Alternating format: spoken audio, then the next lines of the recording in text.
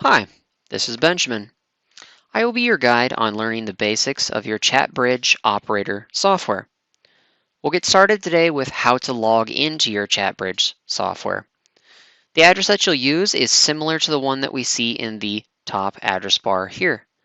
That is talk.chatbridge.io/operator/ and instead of home, you'll replace home with login. On the login page, you will need your username, account, and password.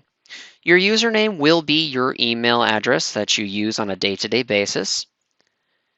Your account will be the name of your business, and your password will be whatever you are assigned.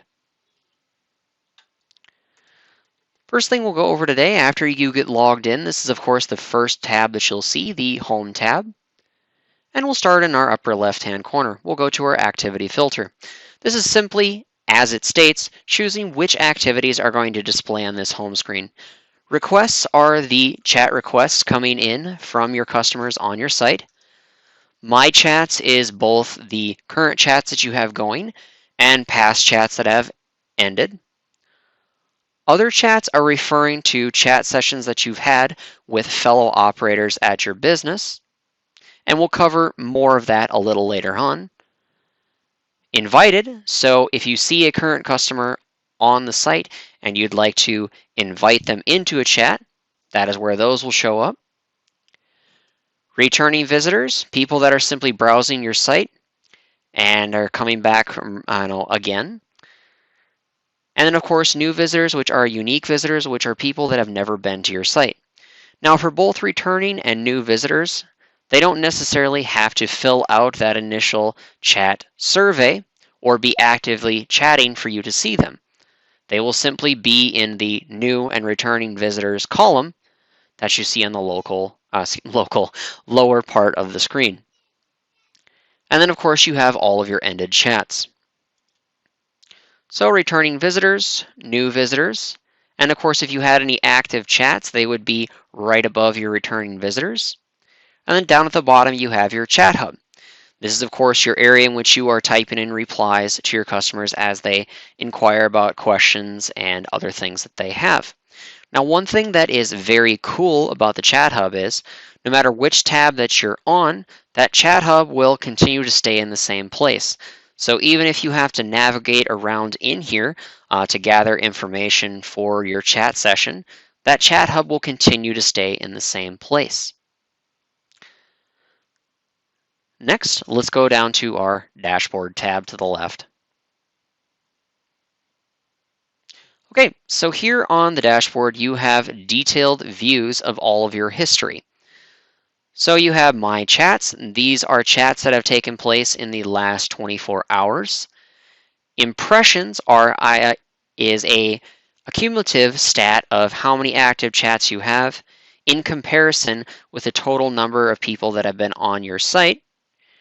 And then, of course, you have your total visits based on whether they are new, returning, or if they have decided to chat with you or not. Master view down here is, again, exactly what it says it is. It gives you all of those stats above in one particular area. Sessions by device, one of the intuitive parts of this software is whether that customer is chatting to you on a desktop, tablet, or phone, you'll be able to see an active percentage of all of those people that are currently chatting on those particular devices. And then it's not displaying right now, but usually down on the bottom you'll have an active live map. And if you do have a active chat going, you'll be able to see where, as in a map of where that particular chatter is talking to you from.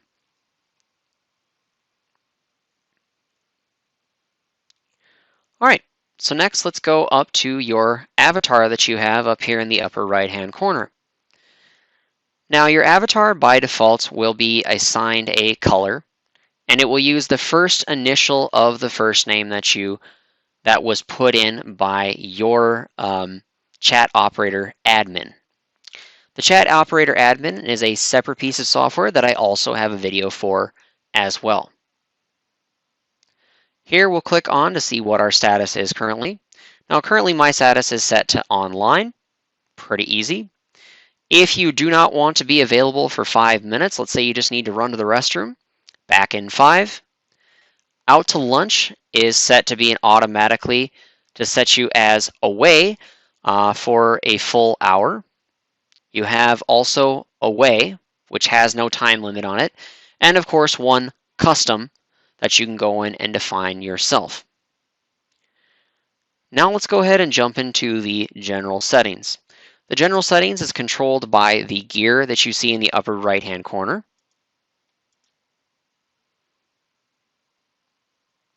Okay, queue sign in status. Now what is a queue? Well, a queue is essentially where on your site that chat is coming from. So based on what your chat admin has set up, those chats will be coming in from different places on the site. For instance, we have, with this site, it only is general. What does general mean? This could be coming from any one of the pages on your site that has that chat bubble.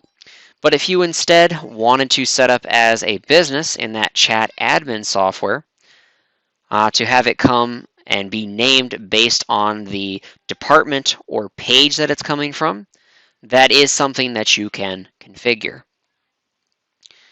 Now you have to be as an operator, you do have to be assigned into at least one queue in order to start receiving requests from customers. One of the questions we've gotten a lot up to this point is, I am signed on, it says that I am online, but I'm not getting any requests. Well, usually we tell them to go over to settings and make sure that they are signed into the queues that they need to be, and 99% of the time they weren't signed into a queue, so they weren't getting those customer requests. Notifications. This is a total list of notifications that can be brought in from your website. Now, when you initially log in, every time that you log into this, there will be a pop-up that generates from your URL bar up here that asks, do you want to receive notifications from chatbridge.io? You will want to click yes.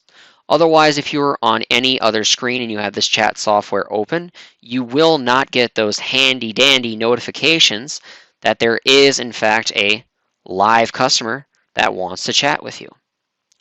The only one of these that we recommend that you unclick by default would be new visitor. The reason that is you're going to have a lot of visitors on your site. So if you don't want an annoying ring to appear in your ears every single time a new visitor hits your site, then you will want to go ahead and uncheck those boxes. And we highly suggest it. Next, we have appearance. So we have messaging panel. If you would like to take this messaging panel that you have for your fellow operators and instead pass it over to the left, you can, or you can stick with having it on the right. Use compact rows.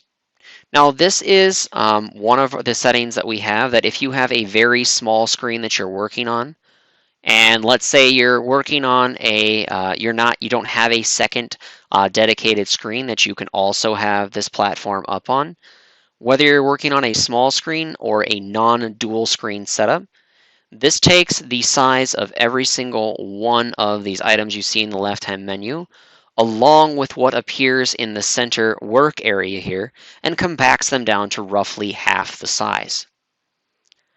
And then, of course, password. In other words, if you think that there might be a risk that someone has your password that's not supposed to for this software, you would type in your current password and then your new password twice and hit change password, and it is instantaneously changed, and you'll just have to remember that password because the very next time that you log in, it will be that new password. Pretty easy. Now what we're going to do is we're going to jump back to our home page, home tab rather, and now let's see what it actually looks like when someone goes in and fills out one of your customers goes in rather and fills out one of these chat surveys that I keep talking about. We'll go over to our site that it's tied with. We can see that in the lower right-hand corner, there is this chat bubble. Click on the chat bubble, and we'll act as if we're one of the customers.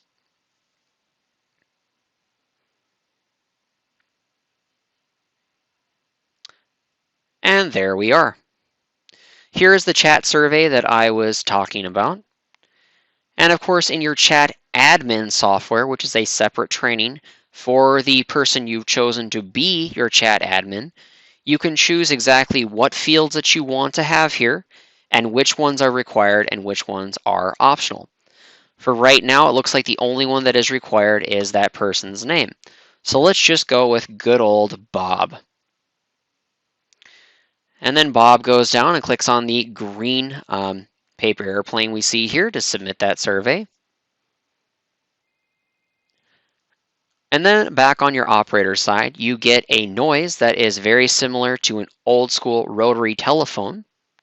And you can easily see here on the home page that there is an active answer that is flashing orange and red. To answer it, you simply click on answer. All right, now we have an active chat. Great. So let's go ahead and help Bob out.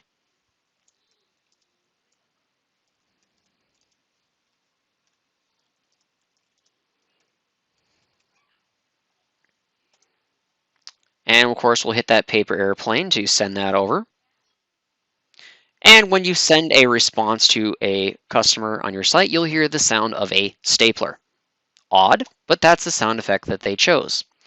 Now over on our site, of course, we get this. Now when the initial message is sent, the customer does have this particular ID that they can write down or copy and paste. The reason that this is relevant is, let's say that they get into the shop and they referenced a particular repair or part that they needed in that particular chat session. They can hand this particular number over to the guy at the desk, and the guy at the desk, aka you or one of your partners, can take a look at the details of that chat, pull it up, and make sure that they have all the correct parts the guy was asking for. Simple. Now Bob here is looking for a small motorcycle, used motorcycle to commute to work. So he'll start to type.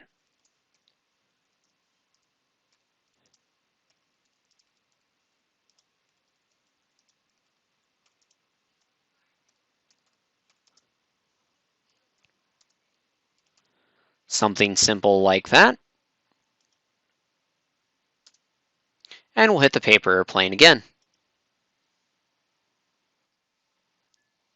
And then of course we get that sound once again, and we have that particular message that displays there. Awesome.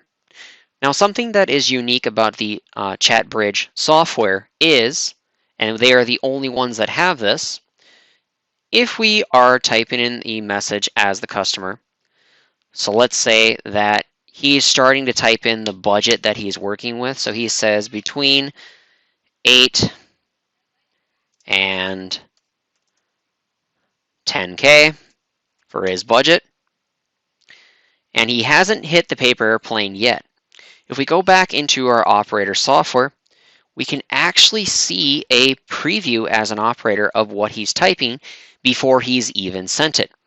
The reason that this is a huge advantage, as you can probably clearly tell, is if you have to gather in any information before they actually hit send, you can look like you're really on the ball because it gives you that active preview before they send the message. And now let's go ahead and back from Bob's side and send that message through. Great. Now, let's go look at some of our controls that we have. Our main controls in the My Chat section, which is your active chats, we'll click on the three-dot hamburger menu that we have here next to the ChatBridge logo. First, we have Leave Chat. If you have answered all that customer's questions to a satisfactory amount, you can simply click Leave Chat, and on both sides, you will no longer be able to send messages. Next, we have Request Other Operators to join the chat. Let's say that you do have two separate departments defined, two separate queues defined, and the guy that's asking you these questions, you're meant to only handle questions coming in from the homepage. But this guy is asking about parts availability, and that's something that only your service person would know. Well, you can easily jump over to here. All of your active operators will be here. You'd click on the name of your operator, their avatar, and you could instantly start asking your parts guy, we'll call him Steve in this case, hey Steve, do you mind if I send Bob over to you because he's got a couple of questions about parts and service? Certainly. So then what you would do is you would go ahead and click on this button. Now there is another button down beneath here in which you can do almost the same thing. It is right here. Now the reason that you're going to want to use this one in our three-dot menu versus this one down here is if you use this one down here, it is like a blind transfer on a phone. Not only do they not know who they're getting, but they do not get any of this historical text or any of the conversation up to that point, so they essentially have to start over with the customer, and that can be incredibly annoying to your customer. So rather than do that, use this function so that both Steve and yourself can be actively on the typing chat line with that customer, and you can essentially gently hand them off, so to speak. Here, if you want to take notes on a particular customer's conversation to be saved even when you leave this chat, you can do that. And then let's say you have got a visitor that is using some really profane language, just you being very rude, something of that nature, and you need to completely ban that visitor. You do have the ability. Now, when you ban a visitor for the device that they are currently using, they will not be able to jump back on chat. So the only way that they would be able to talk to you again is from a different device. Now, when you ban a user, it is based on their IP address that you see over to the right. So if they do try to chat from a different IP address, then it will let them through. But at least if they are on a stuck device like their cell phone, they won't be able to get a hold of you again. Now let's go ahead and end the chat that we have here.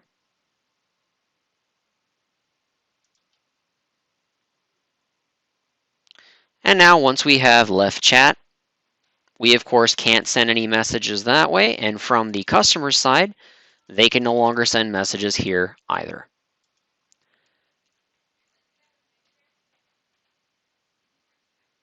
And pretty simple. That is really it. Before I let you all get back to your very busy lives after watching this video, I just want to say thank you for watching my presentation. And again, my name is Benjamin. Have a wonderful rest of your day.